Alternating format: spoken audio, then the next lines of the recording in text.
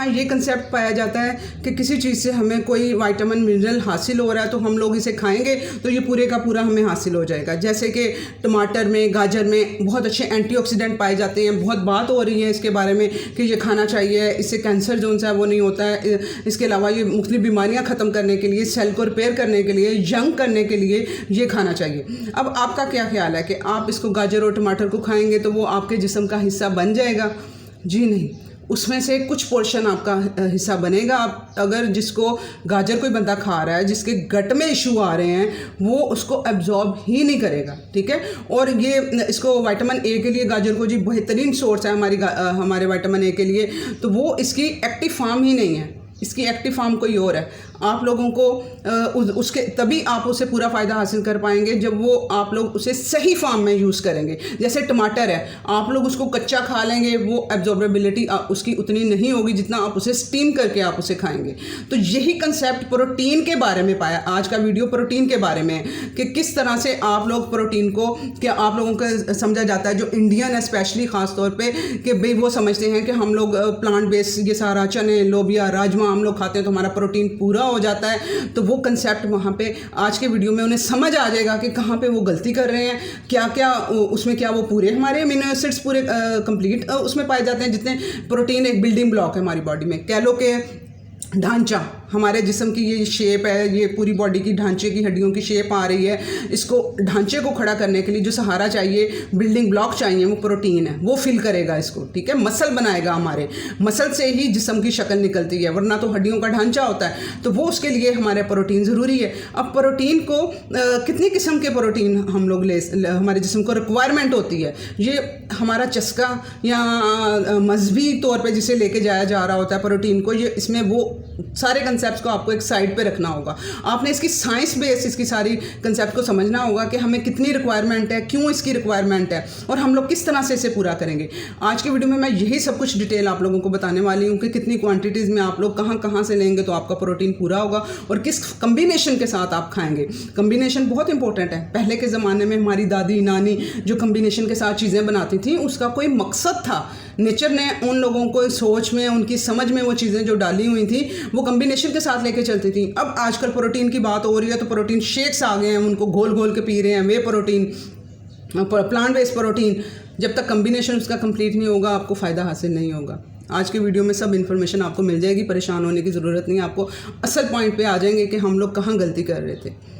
अस्सलाम वालेकुम, welcome to listen your body show. मैं अपनी health, disease, exercises, nutrition study की बेस पे लोगों की हेल्प कर रही हूँ। उन लोगों को अवेयरनेस दे के इतनी लंबी लंबी वीडियोस बना रही होती हूँ ताकि आप लोगों को समझ आ जाए। एक आम इंसान बैठे तो उसको क्लियर हो जाए कि उसने कहाँ पे वो गलती कर रहा है और उसको करना क्या है लाइफ में। एक अनपढ़ इंसान को भी समझ आ जाए तो वो तभी आ पाएगी जब आप लिंक टू लिंक वीडियो सुनेंगे सारी की सारी और समझेंगे, तब पता चलेगा। अगर आप लोगों को किसी को नहीं समझ आती है, आप लोगों के डायबिटिक हैं, थायराइड के इशू हैं, इतनी बीमारियां, मेडिकेशन, हार्ट पेशेंट हैं साथ में चल रही हैं, तो आप लोग तजर्बे करने की बजाय साथ में एक वीडियोस का लिंक भी रखें और व्हाट्सएप कंसल्टेंसी को भी थोड़ा सा आप लोग ऐड कर सकते हैं। ये मैं इसलिए नहीं कह रही हूँ क्योंकि पता क्या होता है, यहाँ पे अब कंसल्टेंसी के लिए आते हैं ना, तो वो औरतें, मैं हैरान होती हूँ, कहती हैं हम साल से आपको सुन रही हैं, 6 महीने से आपको सुन रही हैं, और इतनी बड़ी बड़ी मिस्टेक्स उन्होंने की होती हैं, तो सुन क्या रही हैं? वो सिर्फ खाने पीने वाली वीडियो को खोलती हैं और कहती हैं हम आपको फॉलो कर रही हैं। फॉलो का मतलब है, मैं कमेंट्स में भी लिख रही होती हूँ फॉलो ऑल वीडियोज़। वहाँ पर मुझसे कुछ पूछा जा रहा होता है ना, तो उतने थोड़े से टाइम में मैं क्या पूरी इनको बताऊं? उन्हें कंप्लीट डाइट चेंज की ज़रूरत है। मैं आपके बारे में नहीं जानती हूं। आप लोगों को खुद सुनना है कि आपको हेल्थ के किस लेवल पे खड़े हो, आपको कौन सी चीज़ किस मिकदार में चाहिए, वो तभी पता चलेगा जब आप डिटेल में सुनोगे तो, ठीक है। अच्छा, अब यहाँ पे इसको पकाना कैसे है, इसको कितनी मिकदार में प्रोटीन को खाना है, जब जाके वो हमारे जिस्म का हिस्सा बनेगा। अब ये जो प्रोटीन है ये मेरा मैक्रो न्यूट्रेंट है, ठीक है, और इसे मैं हीरो न्यूट्रेंट कहती हूँ कि हमारी मैक्रो न्यूट्रेंट वो होते हैं जो हमें ज़्यादा मिकदार में, एक दिन में हमें ज़्यादा मिकदार में खाना चाहिए होता है। तो वो प्रोटीन वो है जो हमें ज़्यादा मिकदार में एक दिन में चाहिए। तो आप लोगों को और इसके बगैर गुजारा नहीं है। अब यहाँ पर जो इंडियंस हैं वो अब दालों को और इन प्लांट बेस को वो जो बना रहे होते हैं अपना कि हमारा प्रोटीन शायद इनसे पूरा हो जाता है, छोले, राजमा और लोबिया, इन चीज़ों को लेके। ये जो स्पेशली जो 45 प्लस औरतें हैं, जो 50 प्लस औरतें हैं, जो मेनोपॉज की तरफ जा रही हैं, जिनको मेनोपॉज हो चुका हुआ है, पोस्ट मेनोपॉजल औरतें, उनके लिए ये डाइजेस्टेबल नहीं है। ये उल्टा क्या करता है, जाके जिस्म में उनको सोजिश देंगी, ये चीज़ें आंतों को सोजिश देंगी, मैदे को सोजिश देंगी। इसको हज़म करने के लिए ढेर सारा तेज़ाब चाहिए। अगर वो तेज़ाब मैदा और मैदे का तेज़ाब तो ऑलरेडी कम होना शुरू हो जाता है, और जब इस एज में इंसान आता है 30 प्लस के बाद ये तेज़ाब कम होना शुरू हो जाता है। तो जब आपका मैदे का तेज़ाब कम बन रहा है, आप उसे इतनी हैवी वाली ये वाली चीज़ दे रहे हो जिसको ज़्यादा मैदे का तेज़ाब चाहिए, तो वो नहीं डाइजेस्ट होगा। वो उल्टा अनडाइजेस्टेड जो उनसे प्रोटीन है, छोले राजमा, आपका जाके आंतों में सोजिश देगा। फिर वहाँ पर आती है कि आंत गट का जो उनसा लीकी गट बन गया है, वो सोजिश आके फिर अंदर वो सुराख हो जाते हैं। मेरे लीकी गट वाले वीडियो सुन लें, 4-5 किए हुए हैं, आपको आइडिया हो जाएगा वो क्या होता है और कैसे रिवर्स करना है उसको। तो वो फिर इश्यूज़ बन रहे होते हैं। और जो प्लांट बेस है ना प्रोटीन, वो हम लोग खाते हैं ना जब, तो वो जिस्म को लगना कितना है, हम लोगों ने कोई चीज़ खाई है तो क्या हमारे ये जिस्म का हिस्सा बन गई है सारे के सारे? ऐसा नहीं है। मुख्तलिफ प्रोटीन सोर्सेज के मुख्तलिफ रेशोज़ हैं। जैसा कि फॉर एग्ज़ाम्पल आप लोगों का जो प्लांट बेस है वो आप लोगों ने खाया है ना, जैसे दालें कोई या कोई भी खाइए, उसको चने और लोबिया वगैरह को साइड पे रख दें जो डाइजेस्टेबल नहीं है, ठीक है। जिन लोगों को इश्यूज़ हैं हेल्थ के, जिनको हाजमा ठीक है, हज़म होते हैं, ठीक है, बहुत आला चीज़ है प्रोटीन, वहाँ से प्रोटीन का सोर्स बहुत अच्छा है। हम लोगों को मैग्नीशियम और ये वो बहुत सी चीज़ें वहाँ से मिलती हैं। लेकिन अगर आपका डाइजेशन बेहतर है तो अच्छा, अब वो भी आप लोग ये सारी दालें और ये चने वगैरह खाएंगे तो आपको 50% लगेगा, 50% वेस्टेज में चला जाएगा। वेस्टेज का मतलब होता है इसमें फाइबर भी हमें इससे हासिल होता है। मेरा ये फेवरेट है, ये प्लांट बेस्ड जो सा प्रोटीन सोर्स है, बहुत मैं लाइक करती हूँ। किस वजह से कि ये इसमें फ़ाइबर होता है जो कब्ज़ नहीं होने देता। जो गट के इश्यूज जिन लोगों को हैं वो अपना फ़ाइबर इससे पूरा कर सकते हैं। यानी कि दालों को छिलके समेत बनाएं। जिनको चने और उसकी मैं बात नहीं कर रही हूँ, वो मैंने एक्सेप्शन उसको साइड पे मैंने रख दिया हुआ है। जिनको गट के इशू हैं उनके लिए तो वो जहर हैं, चने लोबिया वगैरह, उन्होंने वो नहीं लेना। दालों की बात हो रही है, ठीक है। दालों में आ जाती है मूंग की दाल, माश की दाल, छिलके वाली, ठीक है। माश की दाल जो सी है वो छिलके के बगैर डाइजेस्ट करना मुश्किल होता है। इजी टू डाइजेस्ट, छिलके के साथ उसे पकाएं और कम्बिनेशन के साथ बना लें। चने के साथ, चने की दाल के साथ माश की दाल छिलके वाली ले लें। और इस तरह से साबुत मूंग, साबुत मसर, ये सारी चीज़ें आप लोगों ने यूज़ करनी है। और सबसे बेहतरीन पता है मूंग की दाल। मूंग जो सा है उसकी क्या है ख़ास उसकी बात कि वो अल्कलाइन होती है नेचर में, ठीक है।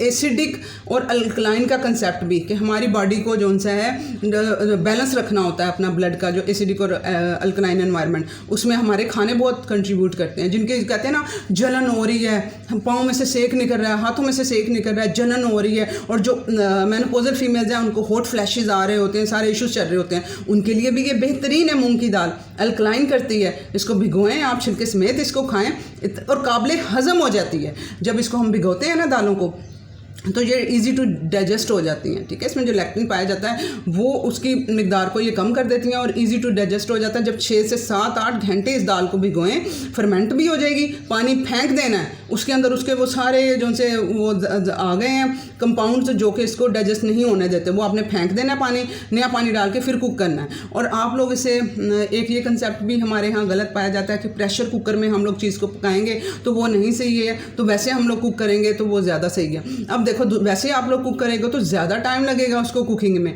उसमें उसकी ग़िज़ाइयत वेस्ट होगी ज़्यादा। तो आप लोग प्रेशर कुकर जो सा है, आप लोगों को कोई इशू नहीं है तो आप लोग प्रेफर करें प्रेशर कुकर को, ठीक है। जब मैंने ये स्टडी मैंने भी पढ़ी है ना, तो तब से मुझे भी, मैं प्रेशर कुकर नहीं यूज़ करती थी, मुझे कभी मैंने किया नहीं था, तो मुझे उससे डर भी थोड़ा लगता है कि पता नहीं वो फट ना जाए, अल्लाह ना करे, और ये वो इशू। तो मुझे अब है कि मैं एक नया अच्छे वाला प्रेशर कुकर परचेज़ करूँगी। मेरे पास है भी नहीं, जो था जहेज़ में मिला था उसे मैंने वैसे पानी पुनी गर्म करने के लिए यूज़ कर लिया था, क्योंकि मैं उसमें कुकिंग नहीं करती थी। और ये कंसेप्ट भी मेरे माइंड में था कि शायद जो सा है ना उस तरह प्रेशर कुकर में वो उसकी ग़िज़ाइयत ख़राब हो जाती है, उसे हल्की आंच पे कुक करने से तो वो ज़्यादा ग़िज़ाइयत रहती है। तो ये कंसेप्ट अब मेरा गलत हो गया। ये स्टडी बेस, रिसर्च बेस जो आया है वो यही है कि हम उसे प्रेशर कुकर में उसे कुक करेंगे, उसकी ग़िज़ाइयत आउट नहीं होगी, जो कि हम 4-4, 7-7 घंटे उस पर कुक करते रहें हल्की आँच पर। तो मैं भी अब ये परचेज़ करूँगी, दिखाऊँगी आप लोगों को, ठीक है। तो आप लोगों ने भी इसे प्रेशर कुकर में ही इसे दालों को बनाएं, ज़्यादा बेहतर है। तो आप लोगों ने अब दाल से थोड़ा पोर्शन इसका ले लेना है। वो अब समझ आ गई ना कि आप लोगों ने 20 to 25% आपका जो प्रोटीन है वो दाल से आप लोग पूरे दिन में ले सकते हो। बेहतरीन सोर्स है, ठीक है। और उसको किस तरह से करना है वो भी मैंने आसान बना दिया है कि किस तरह से किसको किस लेवल की प्रोटीन, प्लांट बेस्ड प्रोटीन लेनी है। अब आ जाए एनिमल बेस्ड प्रोटीन। अब यहाँ पर इसको कुकिंग का यहाँ पे भी कंसेप्ट आ जाएगा कि कुक अच्छे से हो। दालें भी अच्छे से कुक होनी चाहिए। जब अच्छे से कुक नहीं होंगी, कच्ची थोड़ी दाल होगी तो वो जाके मसला करेगी, वही ग़िज़ाइयत की बजाय जहर बन जाएगी आपके लिए, सोजिश देगी जिस्म के अंदर। ठीक है, आंतों में, मैदे में, जिस्म, आँखें सूजी होंगी, हाथ सूजे होंगे जब सुबह उठेंगे। जब अनडाइजेस्टेड आप खाना खाएंगे, अनडाइजेस्टेबल खाना खाएंगे, अनकुक्ड खाना खाएंगे, तो उसे अच्छे से गलाना है। दालों को भी मैं कहती हूँ, मैं जब बनाती हूँ ना दाल, तो वो इतना मूँग दाल मेरी बनती है तो वो एक तो अच्छे से उसे भिगोया हुआ होता है और उसे कुक करके ऐसे उसका कहते हो कि टेक्सचर यूँ उसका बन जाता है, यूँ गाढ़ी गाढ़ी और पकी हुई और गली हुई, साथ छिलका उसका समेत, एक हैवीपन भी खा के एक पता चलता है कि फिल कर देती है कुछ खाया है, ठीक है। और उसका यूँ सॉफ्ट टच उसका हो रहा होता है। तो बहुत मज़े की मैंने कभी दिखाऊंगी आप लोगों को अपनी दाल बनी हुई कि चावलों के ऊपर भी डाल के खाते हैं, पता चलता है कोई चीज़ खा रहे हैं। रोटी के साथ भी उसे खाते हैं, एक मज़ा आ जाता है उसको खा के। तो आप लोगों ने भी इस तरह से उसे कुक करना है। अब बात आ जाती है अब एनिमल बेस्ड प्रोटीन की। एनिमल बेस्ड प्रोटीन में पहले मैं बात कर लूँ कुकिंग के लिहाज से कि अंडा एनिमल बेस में मैंने कहा है कि 90% आपका उसमें, प्लांट बेस में 50% एब्जॉर्ब होता है जिस्म के अंदर, बाकी कचरा फाइबर फॉर्म में निकल जाता है, स्टूल फॉर्म में। जो एनिमल बेस्ड प्रोटीन है उसमें कचरा कम निकलता है, वो हमारी बॉडी में एब्जॉर्ब हो जाता है, हमारे जिस्म का हिस्सा बन जाता है। ये खासियत है इसमें, ठीक है, जो मेरी इंडियन वूमेंस हैं, ठीक है। और हाँ, चेन ऑफ अमीनो एसिड जो हम लोगों को चाहिए होते हैं वो सारे के सारे हम लोगों को वहाँ से प्लांट बेस से हासिल नहीं हो पाते।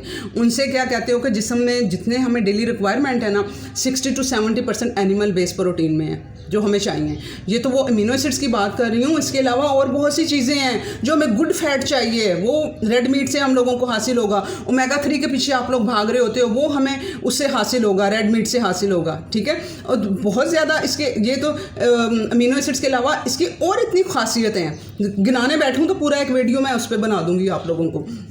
तो आप लोगों ने, मेरी इंडियन वूमेंस, प्लीज़ हैं, यखनी से शुरू करें, अंडों से शुरू करें आहिस्ता आहिस्ता, और अपने मैदे का तेज़ाब अच्छा करें एप्पल साइडर विनेगर यूज़ करके, तो इशू नहीं आएगा, आई प्रॉमिस, ठीक है। दवाइयाँ भी तो खा रही होती हैं आप लोग, ठीक है। B12 किससे बनाया होता है, पता नहीं क्या क्वालिटी है, किस तरह का उन्होंने वो रेड मीट लिया होगा, उससे उन्होंने एक्सट्रैक्ट करके वो जो बनाया हुआ है B12 आप लोगों के लिए, और उसका कम्बिनेशन भी पूरा नहीं है, तो कैसे डाइजेस्ट वो होगा। सबसे ज़्यादा मेरे पास जो कंसल्टेंसी के लिए औरतें जो आ रहे हैं लोग, और उनका क्या है, B12 सप्लीमेंट लिया हुआ है और लीकी गट बन गया हुआ है। हमें इससे पहले ये इशू नहीं था। मैम अब तो जो सी फूड वो एलर्जी होना शुरू हो गई है, मैं ये चीज़ खाती हूँ तो मेरे वो एलर्जी होना शुरू हो जाती है। वजह ये कि लीकी गट बना हुआ है। लीकी B12 इतना हार्ड टू डाइजेस्ट है, वो नहीं हजम हो पाएगा सप्लीमेंट। उसे खुराक के ज़रिए आप लोगों ने हासिल करना है, जो कि प्रोटीन भी हासिल हो जाएगा एनिमल बेस से, और आप लोगों का B12 भी पूरा हो जाएगा, और वो डाइजेस्टेबल भी होगा।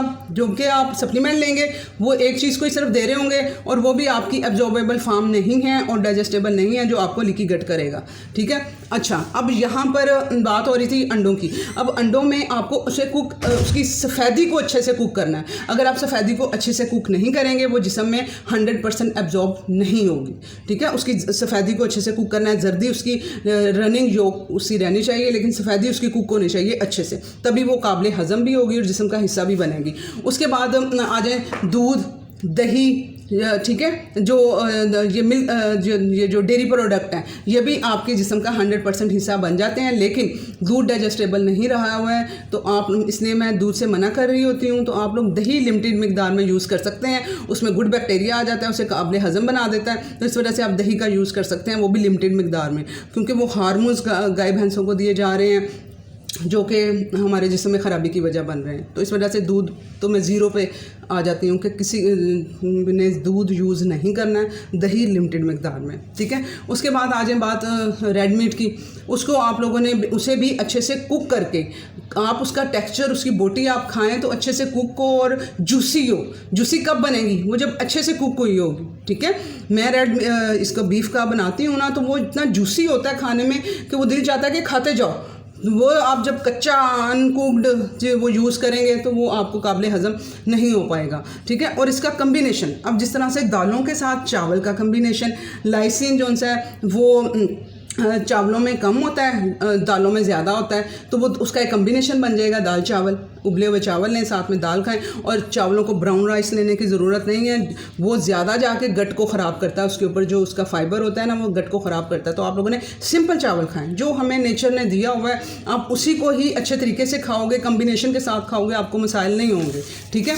अच्छा, ये बात होगी। उसके बाद आपको दालों को वो कर लेंगे, आप लोग फर्मेंट कर लेंगे, यानी कि उसे भिगो लेंगे अच्छे से, तो वो उससे भी ईजी टू डाइजेस्ट हो जाएंगी आपके दालें, ठीक है। अब इसका अब रोटी के साथ खाना गोश्त, इस पे बड़ा जोर दिया जा रहा है जी, खाली आप लोग गोश्त खाएं, नहीं आपको इशू करेगा वो, ठीक है। आप लोगों ने खाली गोश्त की तरफ नहीं जाना है, उसके साथ जो किचन में हमारे दादी नानी ने जो कम्बिनेशन लेके चल रही हैं, हमें वही कम्बिनेशन लेके चलने हैं, हमें नेचर के मुताबिक ही चलना है उसको, ठीक है। अब ये है कि जो गंदम को नाकाबिले हज़म बना दिया गया, क्या होता था पहले के ज़माने में, अंग्रेज़ों ने बड़े शरीर के लोगों से काम लेना होता था, मेहनत करवानी होती थी, तो वो कार्बोहाइड्रेट उन्हें हुआ कि हम इनसे मेहनत ज़्यादा करवाने के लिए हम इनको कैसे ताकत दें कि ये देखो ताकत होगी इंसान से तो वो मेहनत कर सकेगा ना, तो वो उनसे हुक्मरानी उन पे कर रहे थे, उनसे ज़्यादा से ज़्यादा काम ले रहे थे, तो उन्होंने उसके लिए क्या, उन्हें नज़र आया गंदम, ठीक है, कि इससे बहुत ज़्यादा ताकतवर, बहुत जो हमारी रोटी है बहुत ताकत है उसके अंदर, ठीक है। जो जब ये गंदम पे वो एक्सपेरिमेंट्स नहीं हुए थे तब क्या था, तब उन लोगों के खाने क्या होते थे, वो छाछ ले लेते थे, लस्सी ले लेते थे, साथ रोटी ले लेते थे, नमक मिर्चें उसमें करके चटनी और वो डाल के उसे खाते थे। मैं सुन के सरप्राइज़ होती, मेरी अम्मी जो सी हैं वो गाँव की रहने वाली हैं, प्योर गाँव की रहने वाली हैं, उनके गाँव में तो जो मेरे नाना अबू लोगों का गाँव है ना, वहाँ पर तो प्रॉपर सड़कें भी नहीं बनी हुई, वो खानपुर वाला एरिया, वहाँ पे वो एक पोर्शन में 3-4 भाई इकट्ठे रह रहे हैं, तो उसके कहीं दूर जाके दूसरे पोर्शन में कोई और है, 2-3 भाई इकट्ठे रह रहे होंगे, उनके घर ऐसे ऐसे चकोर में 3 में घर इकट्ठे बने होंगे, बाकी हर तरफ देखोगे खेत ही खेत नज़र आएंगे, ज़मीन ही ज़मीन नज़र आएगी, प्योर गाँव। वैसे था मेरी अम्मी, अभी भी है, लेकिन अब थोड़ी डेवलपमेंट होगी, लोगों ने अपने घर अच्छे कर लिए हुए हैं, थोड़ी रोड्स को, सड़कें प्रॉपर अभी भी नहीं बनी, लेकिन रोड को थोड़ा उन्होंने खुद की बेस पे अच्छा कर लिया हुआ है ताकि हम लोगों को शहर आने जाने में आसानी हो। अदरवाइज़ गांव जाने के लिए इतना दूर चल के फिर वो बाइक पे या ट्रैक्टर पे, हम लोगों को 1-2 बारी मैं गाँव गई हुई हूँ, तो वो ट्रैक्टर पे हम लोगों को लेने आते थे और छोड़ने के लिए आते थे, वो ट्रॉली जो पीछे लगी होती थी उस पर बैठा के, ठीक है। अब तो बाइक आ गए हैं, गाड़ियाँ भी आ गई हैं, आसानियाँ हो गई हैं सारी, लेकिन अब टाइम नहीं है जाने का, लेकिन इंशाल्लाह मैं जाऊँगी आने वाले टाइम में, जब मेरी ज़िंदगी आसान होगी, मेरी लाइफ में आने वाला टाइम इंशाल्लाह ताला आसान है, तो उसमें मैं जाके आप लोगों को वीडियोस भी बनाऊंगी, आप लोग कहेंगे कितने अच्छी जगह है जहाँ पे ये लोग रह रहे हैं। तो और वो सीन, मैं 8th क्लास में गई थी और वो सीन मेरी आंखों में सारे अभी वैसे ही वो होता है, सारा कुछ ऐसे मैंने समा लिया हुआ है वो सारा कुछ, इतना खूबसूरत। तो अम्मी बताती थी कि वो उनके हांडियाँ सालन थोड़ी ना बनते थे, वहाँ हर मौसम में सब्ज़ी थोड़ी होती थी, अब तो यहाँ पे हर मौसम की हर सब्ज़ी मिल जाती है, वहाँ पर तो हर सब्ज़ी भी अवेलेबल नहीं होती थी। तो वो अम्मी बताती हैं कि हम लोग इसी तरह लस्सी में वो नमक मिर्चों की वो बना के चटनी, वो जो रेड मिर्चें होती थी, और ग्रीन मिर्चें भी हर टाइम अवेलेबल नहीं होती थी, रेड मिर्चों की चटनियाँ बना के तो वो उसमें लस्सी में डाल के रोटी डाल के वो लोग खाते थे, उसमें ताकत थी उनकी, इतनी हिम्मत वाली मेरी माँ, सारे काम खुद करती थी, 6 बच्चों को संभालना, सारा कुछ लेके चलना, और उनकी बेस वहाँ पे बनी हुई थी। दूध लेकिन वो लोग यूज़ करते थे, उनका अपना गाय का दूध वगैरह होता था, वो यूटिलाइज़ करते थे उनको, तो वो प्योर थी वो चीज़ें, ठीक है ना। अब खादें जितनी ज़्यादा डलना शुरू हो गई हैं, उसके अलावा उनको मॉडिफाई जो कर दिया गया, मैंने बताया कि अंग्रेज़ों ने उसे मॉडिफाई कर दिया हुआ गंदम को, इस वजह से वो काबिल हज़म नहीं रही। तो आप लोगों ने उसे लिमिटेड मिकदार में उसे करना है, यूज़ छोड़ना नहीं है, ठीक है। उसे लिमिटेड मिकदार में उसे लेके आएँ, और उसमें पता क्या करें, आप लोग ये भी कर सकते हैं कि उसको अगर आप फर्मेंट कर लें, यानी कि उसमें यीस्ट डालें आटा गूंदते हुए, वो क्या करेगा, उसमें गुड बैक्टीरिया आ जाएगा जो कि उसको काबिल हज़म बना देगा। छोड़ देना सलूशन नहीं है, एक चीज़ सूट नहीं कर रही उसको छोड़ दो, ये उसके साथ कम्बिनेशन नहीं लेके चलना, इसको छोड़ दो। तो वो लिमिटेड मिकदार में यूज़ करें और उसे को पचाएँ, वॉक करें, ठीक है, डीप ब्रीदिंग करें, काबिल हज़म उन चीज़ों को बनाएं। छोड़ देना सोल्यूशन नहीं है, तो गोश्त को आप रोटी के साथ आप बिल्कुल खाएं, जो प्रॉपर कम्बिनेशन चल रहा है हमारा, ठीक है, उसे आप लोगों ने लेके चलना है आप लोगों ने। तो वो अब ये इस तरह से आपके कम्बिनेशन के साथ आप प्रोटीन को लेके चलेंगे तो वो प्रॉपर मील आपका बन जाएगा, ठीक है। वो खाली एक पे नहीं है, यहाँ पे प्रोटीन का है इम्पोर्टेंट, लेकिन ये नहीं कि आप लोग उसका पोर्शन चाहिए।